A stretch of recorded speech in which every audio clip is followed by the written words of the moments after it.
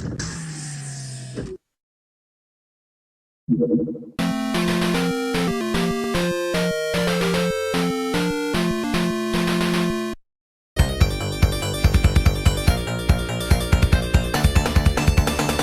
ever see that that vending machine with the picture in front of it says, "The lights have gone out, but I continue to work"?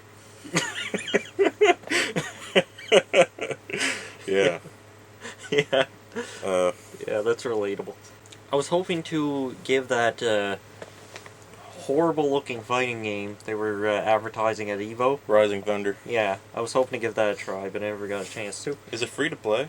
Yeah, it's free. There's something. It's designed to be free to play. Okay.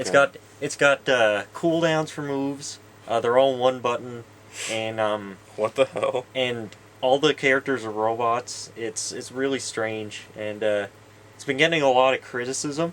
Yeah. But it is designed by a person who knows how to make a fighting game. Yeah, it's That's the important thing. who It is seems it? Okay, I think. Who is it? Is it Seth Killian? Yeah, I think that was it. Yeah. Yeah, I don't remember all their names, but yeah, he used to be with Capcom. He was a fan dev for a while, working on mods and shit or something like that, and then rightly so, they hired him, and then yeah, everything went. He's a part of the FGC or something. Yeah, he's a part of the FGC anyway, so it's a. I like how that's a thing now, fighting game community, and people use it like as a derogatory term. It's like, who brought the FGC? If a fighting game doesn't require you to press forward,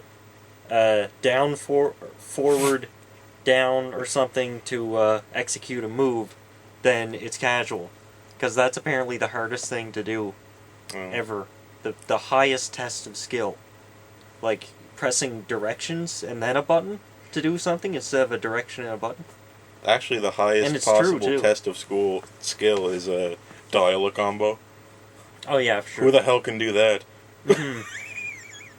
I mean, like pressing. I mean, you can't press buttons in between those other buttons. Yeah. Like, you have to press the buttons it shows you. Yeah. That's really hard. You can't have a game that doesn't have those traditional inputs, or else it's casual. Okay. It's completely casual. It's a binary thing. Well, it's like It's really strange if you look at Smash Brothers Melee. What's going on with that? People bring this up to me a lot. They posit that a factor in it maybe not being a fighting game is that with every other fighting game, the majority of players will move on to the next game. Everyone playing Street Fighter is playing Street Fighter 4. Yeah. You know, everyone playing Guilty Gear is playing Guilty Gear Zerd. Yeah. Right? And no one will do that with Smash Brothers Melee. But the thing is, every game after Melee had more shallow mechanics, was floatier, was slower, and had less combos. Yeah. Like, Melee has combos, but they string together in a different way. They string together analog, because the game doesn't have binary motion. Like, it plays like a platformer, so it's the combos have fuzziness zone to them. Yeah. Where other combos don't. Most fighting games don't have that kind of physics. Yeah. Anyway. So you say it's not a fighting game, but yet everyone is playing an older game simply because it has fighting game mechanics. And I can understand why that might be ruining Evo. Like, people are complaining that people that want to play that want to play Melee, they come to Evo, they watch Melee, and then they leave. Yeah. Everyone else watches everything else. It's true. I know, it's very strange. Now, I'm not gonna argue about whether it's a fighting game or not. But we have SmashCon now. Yeah, anyway. I'm not gonna argue about whether it's a fighting game or not. That has nothing to do with anything. It's just like two words. Well, it doesn't matter if any of those games are fighting games or not. But Smash Brothers is not a part of the fighting game community. It's there's almost no crossover, crossover whatsoever. It's the Smash community. Yeah. Like people say it. Like people who play Street Fighter play Marvel or maybe Guilty Gear, but they never play Smash Brothers and vice versa. Yeah, well, it's not never. There's a few people. There's a handful of people. There's a few people. Yeah. Now that we have SmashCon, and it went really well, do you think that might supplant EVO eventually? It was really well set up. It was really well marketed. It was very professional. I watched the whole thing live. I'm actually on the fence about it. Yeah? Because Smash Brothers, you had Smash 4, which had way too many entrants, I think. Yeah, for what it is, I think. For EVO or SmashCon? EVO. Okay, yeah. Yeah, it doesn't matter how many entrants it has in SmashCon.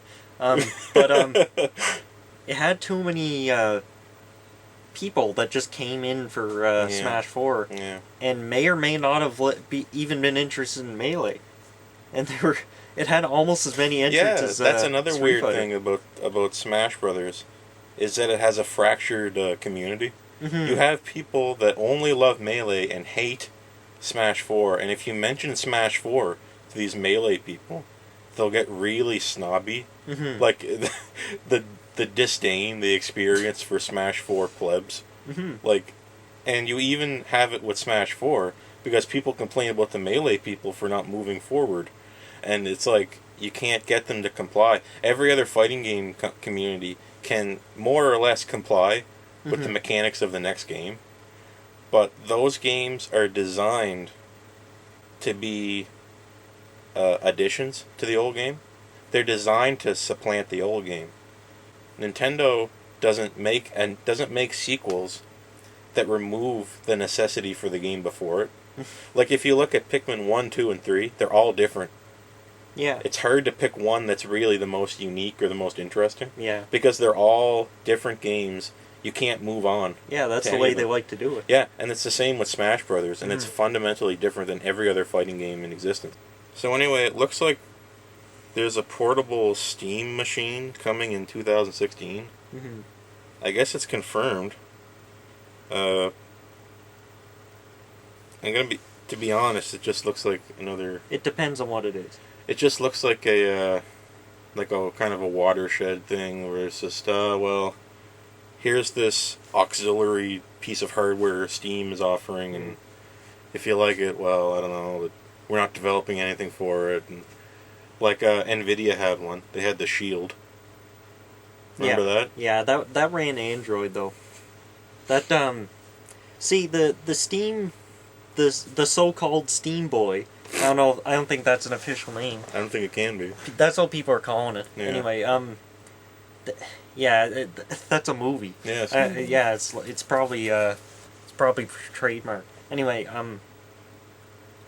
if it's a portable computer, like a real portable computer, with Steam OS on it, that runs whatever you can run on it, then that would be good, I think. You know, look at it like a Raspberry Pi, just crammed into a little Game Boy Advance size thing. If it's something like that, then it'd be good. But if it's like the Shield that can only run Android games and stream PC games, and I don't know. Every time there's new hardware that's trying to bridge the gap between PC and the couch, or PC and the bus, say, I always just see things flashing in my head saying, like alarms are saying, it's not going to run everything. Yeah, like, it's not going to. It's just going to run... That's what I want. It's going to run I want something that asks you to find out yourself what runs on it, instead of restricting it to like a Steam Boy store or something. Imagine that. That. I don't even know what goes on You don't, like... Does every game on Steam work on Steam OS? What Steam is trying to do with the Steam machines is trying to make a console that doesn't have proprietary software. Yeah. That's why it runs Linux. Yeah. So, but does every if they can do a portable like that, then that's interesting. That's new, I think. Does every game on Steam OS No, does every game on Steam run on SteamOS? No. Well, then now you have a fractured developmental base. Yeah. Isn't that going to make it a little bit shitty? Like, a little bit. But, like, it's doing fine, I think. Most indie games are available on it. On Linux? Yeah. SteamOS? Uh-huh. Oh, okay. I think people are retroactively porting stuff to Linux just so that SteamOS has a library when it comes out. People were saying this might have been a hoax. Yeah. But everyone keeps reporting on it, so I'm just going to put a pin on that one. Mm-hmm. Maybe we'll see if anything comes of it. I'm thinking maybe the design of the thing is a hoax, but like the idea is real, maybe. I can see it using those weird... Valve seems to love those strange little bowls you put your fingers in. Speaking of which, there's something I found out about a while ago. Remember the Pandora? Yeah. Yeah, there was a small, like a miniature personal computer called the Open Pandora. I remember that thing. Yeah. Everyone was shilling that back in the day. Yeah. Like, when we were younger, it was a while back. We were following it. I don't think any of us were going to be able to afford it in the first place, but it was, and it is pretty expensive, but it was pretty cool. It had, like a gamepad and a keyboard and, like a little LCD screen and a really good battery. And it just ran a standard operating system. Yeah, it was a standard architecture. It had people were saying they wanted to play Warcraft on it and all that. Yeah, I remember that. It had some kind of Linux distribution on it, and it was just designed to run whatever you could run on Linux. Okay, so what happened? They're making a new version of that with a high-res screen and better hardware. Did the old one come out? Yeah. Was it popular? It must have been popular enough to make a second one. It was popular enough, yeah. It was... Is it on Kickstarter? No. Oh, I'm surprised. Wait. Wait, it might be. Yeah, it probably is. I mean, I haven't heard... I mean, they're working on a prototype. They're probably going to make a Kickstarter so they can mass produce it. Uh-oh. Honestly. Who wouldn't? I don't know. I'm just a little burnt out on Kickstarter. Oh, of course. They don't grow on trees. No. I've been saying it again and again. They don't. The Red Ash Kickstarter failed. The Kickstarter itself failed, but it got bought out by a Chinese company called Fuse. Yeah, it's the second time now in a few weeks I think a Chinese company bought some game. I forget what the other situation was, but the Chinese are buying up dev studios a lot. But we'll see how that turns out, hey? We played the demo on the channel. It was some good stuff, man. Yeah. Some good proof of concept. Lots of proof there. Yeah, on a different engine. On an entirely different engine. Yeah, than they're planning. Like, none. It had absolutely nothing to do with anything. It didn't prove the concept. It didn't do anything in the demo. They didn't get a license for Unreal Engine yet, and they decided to make a tech demo. No, they didn't get using using the tech that they were using. Correction. They didn't get the license for the Unreal Engine demo yet. Unreal Engine. And they decided to start the Kickstarter. So that's what actually went wrong. Yeah. They had They drew a few pictures. They had the Kickstarter with some pictures that they drew. And Mighty Number 9 just got delayed again. So good job, Inafune. You're such a good businessman. Yeah. You just can't seem to get anything out, and your next Kickstarter that you released before the release of the game that you promised people last time failed. And I'm so sorry. I mean, I guess video games don't grow on trees either. Good sense should have told you to release the first game and then make the next Kickstarter, but I guess just have a little bit of patience. Maybe he doesn't have faith in it. Maybe they don't have faith in Mighty Number 9 that it's going to do well. And they try to get the next Kickstarter now while they still had traction. I don't know. While they still had some hype left. No, I think they were just I think they were just taking a crack at it, you know? That's such a great euphemism for it. We're just going to take a crack at it. I don't know. In Mega Man Legends, they had diggers, and they were looking for the mother lode. Yeah. And now they have something else that's not a digger but does the same thing, and they're looking for the Legendary Legacy. Yeah. And they got 3 characters that look the same as the Mega Man Legends characters. They have the same names. Their names are still Beck and Call. They couldn't come up with anything different. They just said, hey, that's what we did last time. Remember how every Mega Man character was called Mega Man? Yeah, let's do that again. And they couldn't do anything original for their life. Yeah. Their life depended on it. Well, that's why people just got fed up with it. Speaking of doing nothing original, Resident Evil 2 has been confirmed to get a remake. They're working on it right now. Yeah. A Resident Evil 2 remake. Yeah. I'm watching you, Capcom. I'm watching you. Better not suck. Not gonna enjoy that when we're watching the video.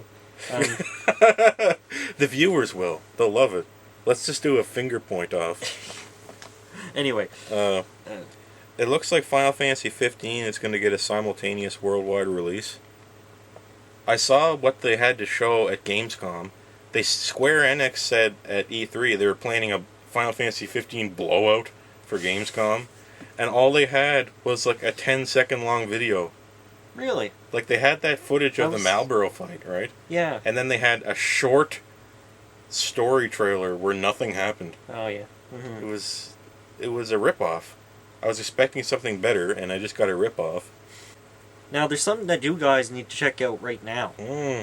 Speaking of Kickstarter, there's an MMO called Project Gorgon. I was playing that again today. Yeah, it's fun, but it's so incomplete that it's just I don't know. I hope it stays like that. It's just a bunch of shit. I like it the way it is right now. It reminds me of how I liked Minecraft better when it sucked. Yeah. Yeah, it's got a refreshing sense of humor. It's like it's so weird. Like a skeleton will spawn and it'll say, "I am one angry skeleton." Yeah. And you kill him and he's like, "Oh, not again." And last night in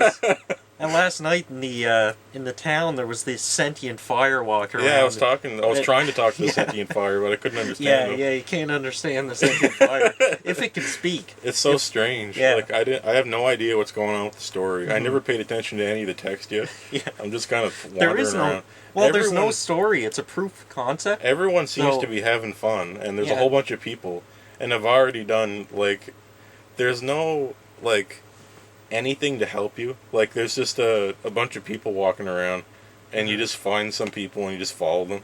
Yeah. I did a few different things like that and followed people into dungeons and done stuff and trying to solve puzzles together without knowing how to do anything. Yeah, and you know how in WoW there were those guys with giant yellow exclamation points above their heads. Yeah. In this one, almost every single NPC you meet will have at least 2 quests for you to do. Yeah. Like, just stupid little tasks. And, not only will doing those, get you little rewards, but, you can also become friends with, any NPC. Yeah, you can, by giving them, you can bribe people. Yeah. It's weird. Yeah. Yeah, I assume giving a merchant a bunch of things that they like. It's all randomized, it seems. Harvest Moon style. Just give them, whatever's in your pocket. I killed a wolf who dropped salt, and I took the salt to this meditation pillar, and the meditation pillar taught me a recipe. Yeah, you need salt. You need salt to meditate, I guess, because you're going to feed on salt while you're meditating. What it was, they were developing the game, and they just needed an item to be... They just said, just make it salt. It's here's how it'll work. You'll go up to the meditation pillar. It'll ask for salt.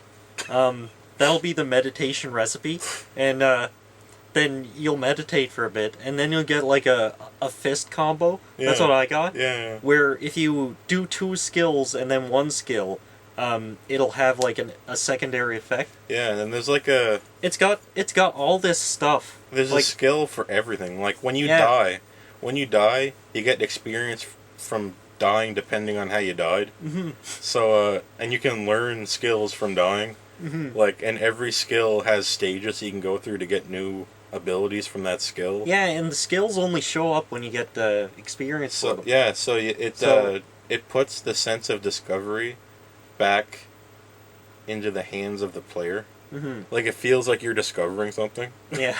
like, is there a skill for milking cows? I've been, like, mashing these cows, like, constantly getting all the milk. There's, because like... I have gloves that say to equip them, I need a certain level of skill in cow. Yeah. And I thought that... I don't know if you get experience for milking cows from... Or, I don't know if you get experience in cow from milking cows. I get people are talking to me, and they're saying that they summon cows.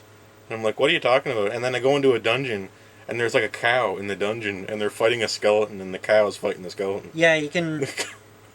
I guess you can tame any enemy. Yeah. Like, you don't have to be... Well, there are no classes. So, you just... Like, if you want to be able to do something, you just grind until you can do it. Yeah, like in the town square where everyone's dancing. So, I guess you can... like, I've seen people walk around with all kinds of different pets. So, I guess you can tame any monster. There's people walking around in the town square where you start Serbuel. And they're just like... There's a cow there dancing, and there's a bunch of skeletons there, and a bunch of monsters, and they're not doing anything, and everyone's standing there playing instruments. I don't know what's going on. Yeah, it's just a hate. But I think I spotted a player that had somehow turned into a cow, too. Apparently you can become... a lycanthrope. There isn't a cure for it right now. And you can infect other players. How big is the world right now? I hit a wall, and it said there was nothing interesting beyond this point. That's just because they made it in Unity. Yeah, so they can only have like a world that's a certain size, and you have to find a teleporter, like a shiny blue thing. Right. It's just like Ashron's Call. It's like shards. Like it's the the world is in shards, like you gotta go between each shard to... Okay, yeah. Because Ashron's Call had that exact same kind of thing. Just, like, instead of walking from one spot in the map to the other, you had to find this little teleporter. And it was really stupid, but they brought it back for this. Yeah, all the dialogue seems really strange. I hope they should leave everything placeholder, so that when you play it, it'll feel like something... entirely at random is happening every time you play. Yeah, it's great. I don't know. It's see, it's got so much stuff for what it is. Yeah. It's impressive, and like it does have a Kickstarter, but right now it's free, and it's like perfectly fine. It's amazing that that's how you do a Kickstarter for an MMO. I've seen so many MMO Kickstarters fail. Because they had no proof of concept. Yeah. And they had nothing to gain the trust of the backer. This is like a full game you can play for free. Yeah, it just looks like crap. Online that really does work. And the Kickstarter is on right now. Yeah. It's great. Anyway, it's called Project Gorgon. And you can check it out right now. It's free. Yeah, you might as well. It's just a low memory footprint.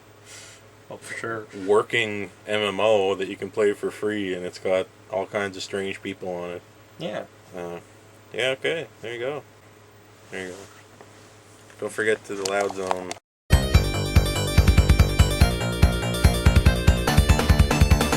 This is Spyro, A New Beginning, I think. I think we have the sequel, too. We have 1 million Spyro games, 1 million Crash Bandicoot games, 1 million Ratchet & Clank games, and 1 million Jak and Daxter games that we just collected. Yeah. And we haven't played any of them. I just don't give a shit, really. I really, Well, you can't play them all. Myself, this is one genre I skipped out on. The whole collect-em-ups from this era. I never really got into them. I only ever played the Mario games. And I still play those Mario games.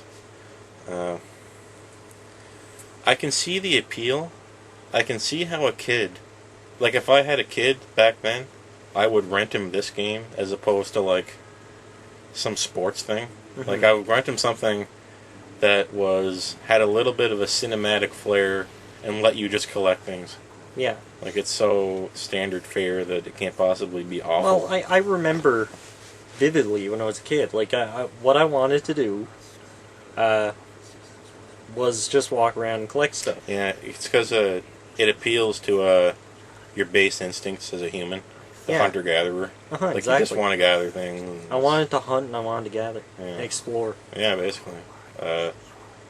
And now, as you get older, you can see the game within the game. These aren't terrible, right? Yeah. They're just different, and they're not something that exactly appeals to older people.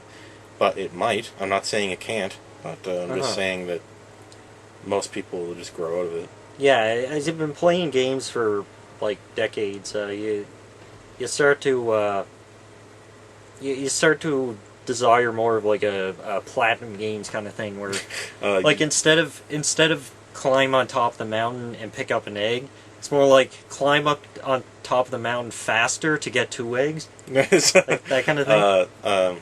What that actually is a variable success matrix. Yeah. So your metric for success is variable depending on your skill.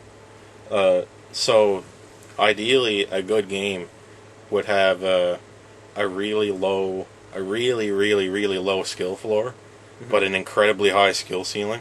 Yeah, right. Like Mario 64. Yeah, but when you develop a game fast and cheap, and you're just developing fast food for people like this, it has a low skill floor and a low skill ceiling. It's just, there you go. There's only one way to do it. Yeah. Just do it do it the way the game wants you to do it, and you're just okay. I'll do it. Now, who was it that didn't somebody make the Spyro games before Sierra? Yeah, Universal Interactive was working on a few games before this, and then before that, I think it was some third-party Sony developer. I don't remember who exactly. Yeah, it was like a Sony property. Yeah, and then same thing with Crash Bandicoot. Well, it still is. But... Same thing with Crash Bandicoot, and then Crash Bandicoot got bought by Universal again, and then I think Sierra also worked on Crash Bandicoot, right? Yeah. I think, and then correct me if I'm mistaken, but Sierra's gone now, right? I think, yeah, I don't. Or it has just know. transformed to the point where it's no longer Sierra. Yeah, I think so. Like most things bought by EA. Uh-huh. Was Sierra bought by EA? I know. I think they bought. It seems to me like the kind of thing that would have been bought out by EA. They bought Redwood. They bought. I mean, I can see EA poking its head up above the wall, wringing its hands, looking at Sierra, while it's in its success era. Yeah, I think they also bought like Black Rock or something like that. They bought Vivendi, I think. Mm-hmm. They bought Vicarious Visions, I think. I think they bought. They bought Maxis. I could be wrong about that stuff, but more than likely I'm right, which is unfortunate. Yeah. You name it, they bought it. Man, he's running way too slow. Yeah, so now we got Spyro here, and this is obviously a later generation PS2 game, because it actually doesn't look terrible. Uh-huh. Like, it actually looks like it's using the console to its maximum potential. But does it run well? We're going to find out right now. Oh yeah, they're teaching me to move the camera first. I hate these tutorials where you can't do anything until it does what you ask it to. I hate games in general. Isn't that Sparks? No, I hate one thing I hate is when games Sparks. Okay, there. if you know what to do, they don't let you do it. Like, I hate, what's the point in a passcode if you had to see it? Yeah. Like, I like games where if you remember the passcode, you can use it early. Mm-hmm.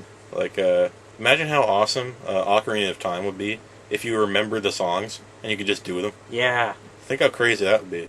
You know, like, I know he appeared in Skylanders. Yeah, I think. But the way things are looking, it looks like Skylanders just owns them now. Yeah, it looks like it was a Spyro thing, Spyro Skylanders, and then now it's Skylanders featuring Spyro from the Spyro series. Yeah. Yeah. And it's a testament to the success of mixed market games, like games that involve buying a physical thing at the store and all that. Mixed. That's another thing that was being experimented on in that era was mixed media. Like remember that show Defiance that came on TV and had its own video game that launched at the same time, where things would happen in the show that affected the game and vice versa, and no one gave a shit. But so that's why you're looking at me like I got two heads, because you don't know what the hell I'm talking about. But it's an original sci-fi space channel show, and it was just weird. But anyway, Quantum Break or whatever it is. You know the new Xbox One exclusive? It's like the same. It's from Remedy. I think the same guys who worked on Alan Wake and Max Payne. Oh, really? Yeah. It's kind of like a mixed media. It's set up like a TV show or something. I don't know. It's all very strange. I'm not going to play it, but unless it comes out on PC, which it might, because everything comes out on PC eventually. Yeah. Unless you're Demon Souls. Sony still has the death grip on Demon Souls. Yeah. Yeah, Demon Souls is just too old to get a port, I think. It's still my favorite. Well, and there are 2 Dark Souls games that are going to be on PC. Or, I mean, that are on PC and 3 that are going to. Yeah. So what are we doing here? We're not collecting stuff yet. But we are fighting Is that water flow there volumetric, or was that just a flat texture that was moving over it when you were walking? I don't know. I don't think it could go back now. It probably can't go back. That's right. This is one of those things. Yeah. Well, it's a tutorial. Oh I'm my sure god. it'll open up a bit. Oh my god, it's Spark Mandrill. Oh man. Except his power this time is punch. His power is melee. That's it.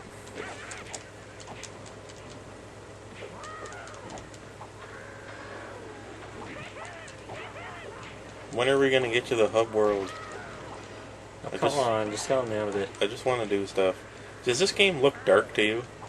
Yeah, it looks a bit dark. Well, we're inside a tree or something. I don't know. We're fighting spark mandrills. And the old Spyro games on the PS1 were like really exceptionally bright.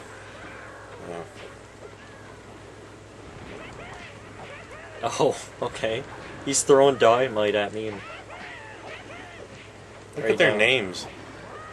Archer Taker, oh, Sailor, what? Oh, every enemy has a name. That's cool. Oh. Well, we just kind of turned into a ball there. I don't know, yeah, it's kind of lazy pathfinding. My new Fire Blast. I hate when, you know what else I don't like is when, in cutscenes, in-game engine cutscenes, they rely entirely on the AI pathfinding to get from spot to spot. Oh, yeah. You know how, and they get all jittery around geometry instead of actually animating it, so it just looks lazy. Like, that's what he just did. He was clearly just doing an animation there, and then just, I have to walk over to this other flag, and then they just let the pathfinding take care of it, and you got stuck on something. Yeah. Like, you ever see cutscenes in these games where someone in a cutscene gets stuck, and then they're trying to get away? Yeah, a few times. And then the cutscene just ends itself, and okay, great. Fallout 3 was nothing but that. Well, that's Bethesda for you. Did we save this guy or not? Yeah, he's been saved hundreds of times in this tutorial. Look at that guy. Ugh. Yeah, he's just so DreamWorks. He belongs in a frying pan. No, I wouldn't put him in a frying pan. Jeez. He's a little bit disgusting for that. Ugh, look at him. I hate dragonflies anyway. He looks like a urethral ejection. Looks like something that the doctor would pull out of your penis. Oh no! Oh my god! Oh no! Oh no! There's like dragonflies with better, more humanoid proportions. Yeah, that's a little bit weird. I don't like that at all. Yeah, they should have legs, but they don't. It feels like. Why didn't you just make them elves? Little forest elf guys would have been so much better. Yeah. But now we got dragonflies or something. Just because they had the word dragon in there. Well, I guess we got to go with that. Yeah. I guess this is a sequel to Enter the Dragonfly, or a prequel, or whatever. Enter the Dragonfly, I think, was by a different developer and looked different. Yeah. I don't think they have anything to do with each other. Yeah, I know, but it's they're probably connected anyway. They probably have the same character. See, these are the dragonflies that you were entering in that game. Probably. Oh. Was the whole game Enter the Dragonfly take place inside one of them? It's like Bowser's Inside Story. Yeah. It's like you can go inside him when you want. Through a pipe. There's an RPG that didn't feel like an RPG because it was mostly minigames. Yeah. It never felt like a cohesive experience ever. It never felt like a Mario RPG once. Yeah, Game. That's why I eventually dropped it. They, they really prioritize the fun factor with those games, and then with the third one, they just, like, included so much fun factor that it just turned into WarioWare. Yeah, it was, kind of at the expense of the RPG mechanics. It sucked. I didn't like it. I liked it. You do. I don't think it sucked. It sucked so much. It was 0 to 10. Who took the bones out of her legs? I don't know, but let's just suffice to say that Superstar Saga is the best. Yeah, it is. There are too many cutscenes. Most of this video is going to be cutscenes.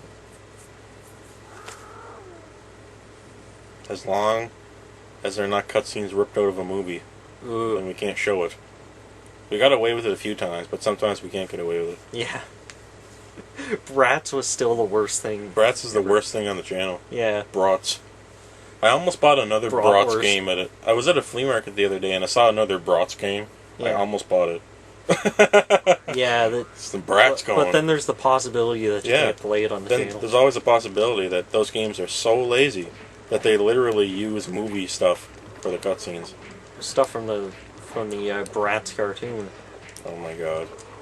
Yeah, I bet that's the case too. Okay, I'm collecting things now. Seems like it runs okay. Like it doesn't look like crap, but we'll see when it gets to another area. Ever so far, all these areas have been closed off, so... Oh, I did the glide. I did the glide! Okay,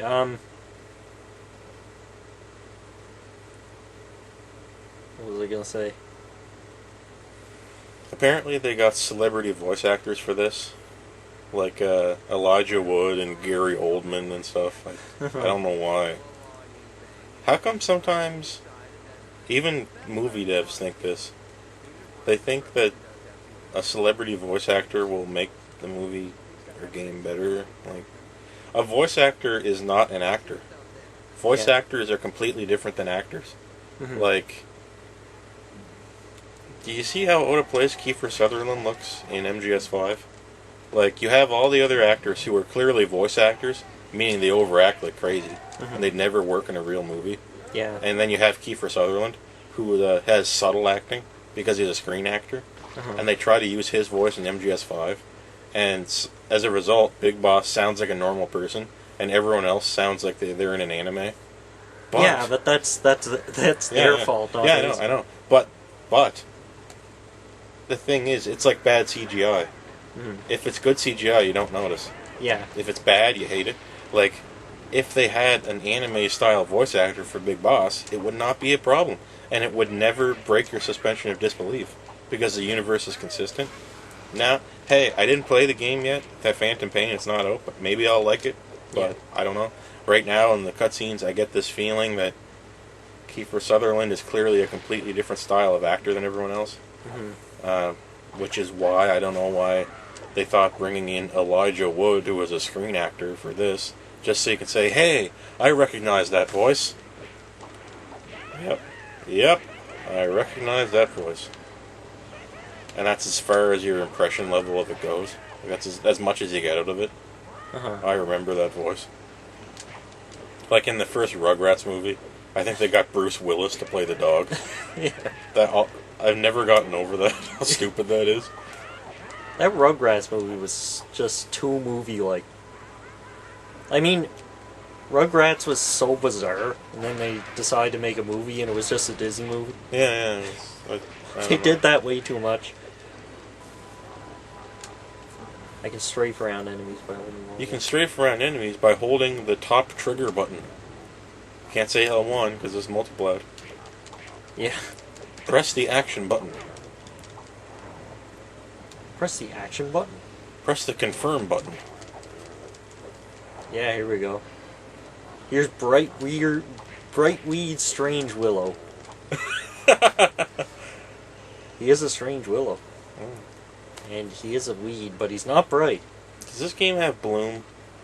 I think I'm seeing some bloom on stuff. Nah. Not really. Look down into that hole and we'll know. Can you move the camera?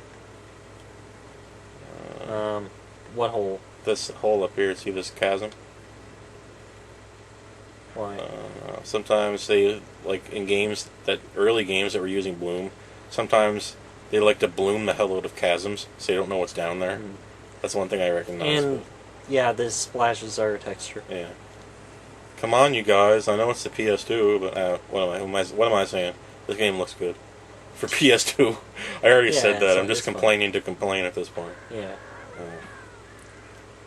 It's hard playing these games and not having anything to... Like, it's hard not wanting to play a game and then not being able to come up with a reason why.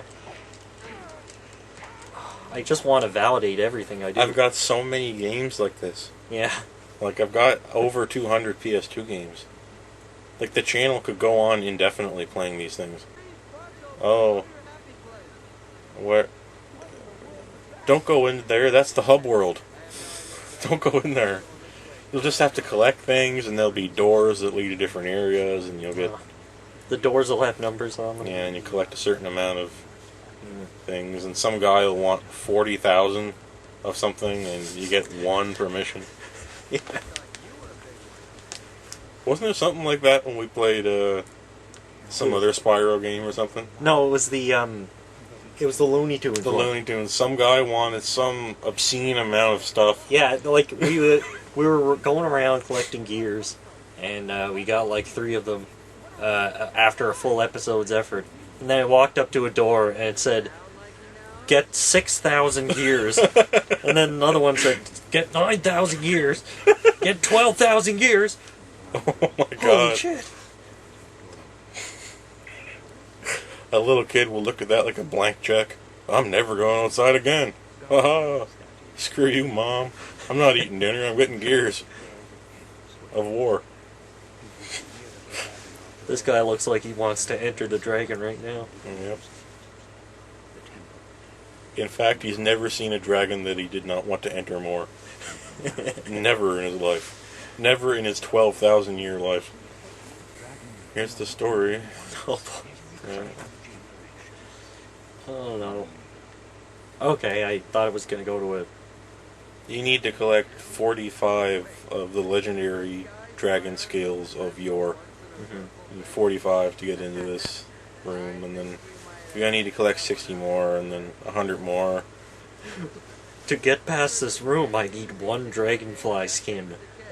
Spyro was actually bad for that in the past. People were complaining about... There was a guy who was like, you know the guy who had like a big bag of money? Yeah, yeah. And he just wanted money. And he would stand in front of places and just ask for a certain amount of money to let you through. It was just it. That's all his whole purpose was, just give me money and I'll let you go into this area. Like, just completely pointless mechanic. Well, it's a collectathon. What do you expect? Oh, here's some war that probably took place. Every time you want to make something seem like it has edgy background lore, you make there be a big war in the past. That's starting to drive me nuts. Oh yeah, but I guess the Dragon Clan is being led by just a DreamWorks guy. Sucking on a straw, I guess, and he's just sucking up all that smoke. Yeah. How am I to know where the smoke's coming from? Looks like it's going into his mouth for all I know. Oh man, you can tell that's not in-game anymore there. That was pre-recorded because it's all artifacty. So we're going back and forth between pre-recorded and in-game here. Look. Whoa. Man, looks like I'm watching YouTube. Now we're back to in-game rendering, so that's okay. Yeah, we're back to higher resolution. We're back to it looking better. Remember when pre-rendered meant it looked better? Yeah. I remember that. I remember being wowed by pre-rendered cutscenes on the PS1. One day games really would look like that. We're finally at this point where games can kind of look like Toy Story in real time. Yeah. Like with that level of poly count and in some cases much better. Much better textures. The way Toy Story was, some things look great, some things look like absolute ass in Toy Story 1, but some things still hold up in Toy Story 1. How am I supposed to tell if a cave is being used by animals? When they're shitting it. Yeah, there we go. Well, that wasn't very hidden. No. I don't see why I need to find that. That guy's name is Old Jungle Bald Holly. Cool. Are these really randomly... Winterbeard Honey Maple. Okay. Yes. Oh my god. Why is that his name? He's a spider. Old Jungle Ball. Oh, there's another one. Or maybe it was the same one. Who cares? Oak crown shrub marrow. Shrub marrow. Yeah. Why? Why are we doing this? Oh yeah, that... Wait, wasn't he a dragonfly, not a firefly? Why is he a flashlight? I don't know. Is it the same guy? Yeah, Greenbone Wildbeard. Greenbone. What a hardy name. Wildbeard. Okay. I want my name to be Winterbone. Can my name now be Winterbone Wildbeard? That's really awesome. Oh, you can short hop. Oh, cool. Yeah. You can do like a short hop aerial and then fast land. Short hop aerial, wave landing. I hope it has shield land. drop. I hope it has land canceling. Oh, good, yeah.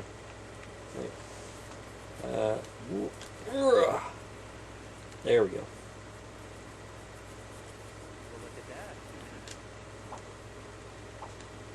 I bet this slug is named Slug Barrow Mind Warper.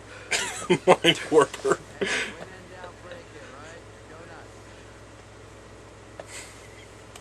His ability is to teleport people's brain. No, his ability is to teleport his own brain. Oh. Yeah, there we go.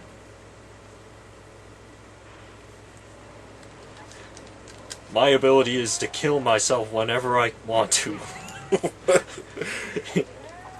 Just at the snap of at the flip of a wrist, I can murder myself whenever I want. They probably taught I saw a little bit of screen tearing. Yeah, yeah. Uh-oh, getting some tearing here. Oh, I've got to push these things. Okay. What an awkward pushing thing. Yeah, you just kind of nudge it.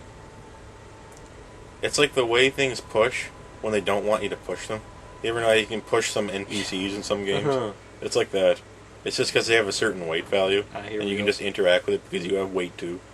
They just didn't bother to put in a pushing mechanic, and they just left it at that. See, this looks all bloomy. Yeah, it's a little bit. I don't think it's really bloom though. Oh, you weren't supposed to smash that thing. What have you done? What did you do? The game is over now. You soft-locked it. That was a quest item, you idiot. Oh, has anyone made a game where every challenge in the game is the challenge not to soft-lock it? Yeah. Like intentional, made it so you actually do have to go back to the beginning. At every possible instance, there could be a challenge. It's something that could involve ruining the game. Yeah. Should do that. That'd be good. A game for real pros. Well, it was an accident with Resident Evil. When they developed the game, Resident Evil 1, they originally had enough... They intended to have enough ammo to kill every monster. Oh, yeah. Then they accidentally didn't put in enough. Oh. And they left it. Oh, yeah. So there's not enough to actually do everything. That's cool. And then saves became an item. Every game should do that. Saves are an item and you gotta collect them. Mm-hmm. That's such an old idea. They would never do that today. It's an experimental idea. I know, everything... That's why Resident Evil was so great when it first came out. Everything was some experimental idea that I haven't seen before. Now, is it possible to push these things in any other direction? Nope. No? You can't even push them backwards. They just go where they have to go? Yeah. That's stupid. Just get in there. I guess they weren't confident enough that they could make it so it didn't get stuck. So they just made it so it can only go one way. Mm-hmm. In which case, why didn't they just put it on a track so you could see it, so it kind of made sense in the world? Oh. Okay. That's what Zelda does. Can you fight these guys? No, we can't. And we're not going to either, because this is Spyro, the New Beginning.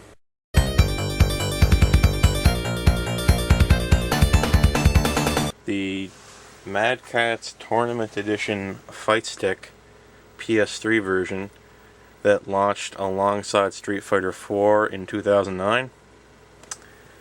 I've had it since the launch of the game. I used to use it a lot. I played Street Fighter 3 online on the PS3 with it too. I've yet to use it on my PS4, but allegedly Street Fighter 5 is going to have a way to be backwards compatible with these, so thank God Capcom understands that. Sticks are a big investment. Generally speaking, people want to get one that's going to work for a long time. I got this one under the impression that it would work with my PC, and it used to work with old PCs that I had. It doesn't currently work with my PC now, my new PC. It requires a different USB chipset than I have, so if you're going to get an older stick, you really got to check what USB chipset it wants to talk to make sure it's going to work with your PC. Now I just have one question. What? Well, one statement rather. Now, if I'm playing a competitive fighting game, I'm going to want something that is not wireless. This is wireless. You're not about to tell me that this can be used in a tournament environment.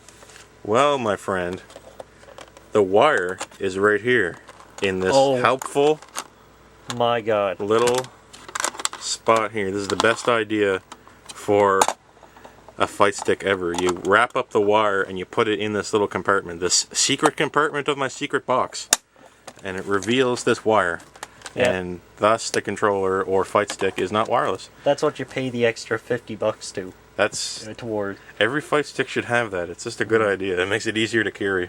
Yeah. Should be stated that this one's pretty expensive because it's like a limited edition. Yeah, thing. I got this one for I think about $300 on launch. It's probably gotten cheaper since then, or it got more expensive. I don't know. Oh, it got more expensive. It probably got cheaper in the year or two after it launched. Yeah. And now it's at the point where it's over the curve and it's probably getting more expensive. Well, they're not selling it anymore. It's heavy, but that's what you want. Because you want to feel like you can really go crazy without it falling off your lap. Yeah. It's big. I'm a big man, and I need a big controller to feel like I'm big. So I got this to sit on my lap, and you get a wide berth for your hands, so you can play, however you want to play it, or like this, do wine glass style. Yeah. Or, you can do, sensual style. It's got 6 normal buttons, and it's got 2 bonus buttons that you get. That usually will just do the same thing as 2 other buttons in most games, but for certain games where you want to do something different, you can use those. Start and select very smartly are on the back, so you can't accidentally press them during a fight. You've got like a lock for it. You can lock it, or you can set the analog stick to simulate the D-pad or the right stick or the left stick. So you got really 3 settings, and you really useful for PC especially. And you've got the home button if you're playing on PS3, and turbo, which I've never used anywhere. I like the color scheme. I like the white and the black kind of idea. This Street Fighter 4 panel is cool, and it's going to get cooler with time. I wish it worked on my PC, but it doesn't. I have a Hori Real Arcade Pro 3 Duo, whatever it's called. I forget what it's called. Real Play. Yeah. Arcade Edition. It is called Real Arcade, but it's quite a bit thicker. And it's taller, isn't it? It doesn't have a Street Fighter 4 logo, of course. It's taller though. I remember yours was like this way. It was like a little higher. Yeah, it's like you said, it's thicker. Yeah. Like this way, and it's not too much bigger otherwise, but it's square, and this one uses Sanwa buttons, I think they're called. Yeah, Sanwa. And they're a little higher quality than the than the ones the other one has. It doesn't matter to me because I'm not super duper pro, but they are, when you're pressing them, you do feel like these ones these are like a hair trigger. You can barely put any pressure on it to get it to move. Yeah. So you can maximize the amount you do and minimizing the amount of calories you burn by moving your hand. Mm-hmm. So you can play for longer periods of time. Like it's it's meta. minimizing calories. Loss, yeah. Well, that's what it's for. Because you don't want to get tired playing. But it has the same stick. Yeah. It has the exact same stick, which is good. This is a square gate. So this, if you like that, well, there you go. You know, it may be produced by Mad Catz, but it does have. This is the turning point for Mad Catz. Yeah. Mad Catz. It has the highest quality components at the time. 2009, with the advent of Street Fighter 4, and largely the rebirth of the fighting game community, once it got really popular and turned into a pseudo sport, Mad Catz was really on the ball with transforming their brand to go from a really shitty third-party peripheral developer to being something that was actually official, and is now sponsoring lots of different fighting game community things. You always see Mad Catz ads and sponsorship deals with people that are playing. Yeah. This is the first Mad Catz product I've ever had that feels perfect. Like, there's nothing wrong with it at all. It's still perfect. Like this is some metallic surface here, and it's very good. Well, yeah, it's kind of like an Apple thing. It's expensive, mostly because it's like a limited edition thing, but it's got all the good stuff. And you can change this faceplate if you don't like it. Yeah. Like it's all. They recommend, like with FightStick manufacturers, they're okay with you taking it apart and switching out the parts, right? It's designed to be changeable. Yeah. So you can change this gate to like an octagonal gate, or you know, and if you really want like a weird triangular gate, I suppose you could do it just to be really stupid. Or what, the baseball bat thing. Or yeah, you can do a stupid Western arcade baseball bat thing. If you play nothing but Mortal Kombat, that'll be good. You can add worse buttons because these are the best button you can get. So I guess that's your only option. If you want squishy Atari controller buttons, you could put them in, I guess. Yeah, I should just change this to be a big black knobby baseball bat that doesn't give you doesn't click. It doesn't give you a motion completion click, and replace these buttons with big squishy chiclet shaped crap buttons, and there you go. Yeah. If I want to do, but I'm not, so. And you could replace the case with like a circular, a cylindrical thing, so it doesn't sit right. So it can't sit on a table, and there you gotta take the best controller and make it the worst. You could. Yeah. So you have that option. Yeah. It connects to your console or PC with a USB port. That style. The standard one. To what? Well, I have a few different USB cables here. I have USB Mini, I have USB Micro, I have USB A. Yeah, but those don't hook up to the PC. Like. No, well, unless you had a port for it. No one uses them anymore, so I don't. It's called USB because it's universal. You can't change it. Yeah, but there is other USB things that are different. They're different. Yeah, so compatibility. There you go. You got the standard one. The cable's long, so you don't got to worry about that. You got a little washer that comes down here, just to maybe help it so things don't get down inside it, maybe, or I don't know. It's there, so. Well, that's just how arcade machines design. Whatever. That's it. There you go. I don't know where you're gonna get one. No, you're probably not gonna get one unless you're a collector.